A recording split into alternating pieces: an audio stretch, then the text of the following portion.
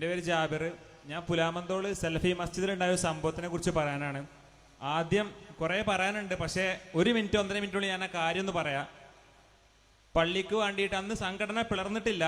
അന്ന് സംഘടന അനസലായി പറഞ്ഞ മാതിരി തുടങ്ങാ സമയമാണ്. അപ്പോൾ പള്ളിക്ക് വേണ്ടി മദ്രസ ഉണ്ടാക്കാൻ വേണ്ടി ഒരു സ്ഥലം നോക്കി വെച്ചു.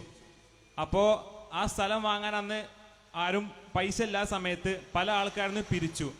6 മാസം കൊണ്ട് തിരിച്ചു തരാമെന്ന് പറയും ചെയ്തു.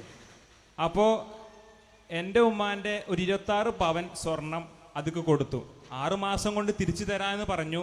സംഘടന പിളർന്നിട്ടില്ല. ഇതൊക്കെ അന്ന് കൂടെ പ്രവർത്തിച്ചിരുന്ന ആൾക്കാരാണ്. ഇന്ന് പെരുന്തൽമണ്ണയുടെ വിശ്വത്തിന് 2 മെയിൻ ആളുകളാണ് അത് ചെയ്തത്. എന്നിട്ട് നമ്മൾ അവരോട് ചോദിക്കുമ്പോൾ ഞങ്ങൾ തരില്ല. അപ്പം ഞങ്ങൾ പറഞ്ഞു, എന്നാൽ സ്വർണം തരണ്ട. ആ സ്ഥലം വാങ്ങിയവർ ആരും അറിയാതെ സ്ഥലം വാങ്ങിയിട്ട് ആ സ്ഥലം സ്വന്തം പേരിൽ വാങ്ങി. പള്ളിക്ക് വാങ്ങാൻ വേണ്ടി ആൾക്കാരെ പിരിച്ച പൈസ കൊണ്ട് ആരും അവരെ കമ്മിറ്റി രൂപീകരിച്ച കമ്മിറ്റി അറിയാതെ ഈ ശരിക്ക് അവർ സ്ഥലം സ്വന്തം പേരിൽ വാങ്ങി. ഈ പണമോ ഒന്നും തിരിച്ചു തന്നിട്ടില്ല. പല ആൾക്കാർക്കും പണം കൊടുത്തു.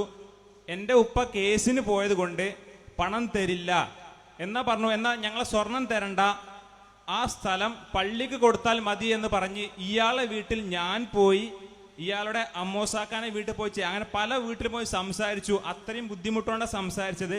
പക്ഷെ ഞങ്ങൾ പള്ളിക്കും ആ സ്ഥലം കൊടുക്കില്ല എന്ന് എൻ്റെ മുഖത്ത് നോക്കി പറഞ്ഞു.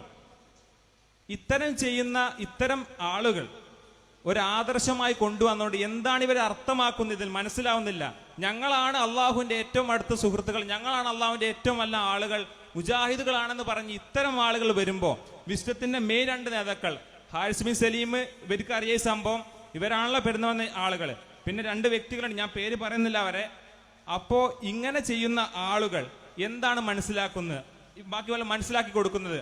അതുപോലെ തന്നെ നമ്മൾ പള്ളിക്ക് വേണ്ടി ഒരു കാര്യം ഒരു നിശ്ചയ സമയം കൊണ്ട് തിരിച്ചു തരാമെന്ന് പറഞ്ഞ് വാങ്ങിയ സംഭവം ഉണ്ടായിക്കഴിഞ്ഞാൽ അത് എന്താണ്, അത് സ്വന്തം പേരൊരാൾ ചെയ്തു കഴിഞ്ഞാൽ അതിൻ്റെ ഹുക്കും, അതായത് ചോദ്യം മനസ്സിലായോ?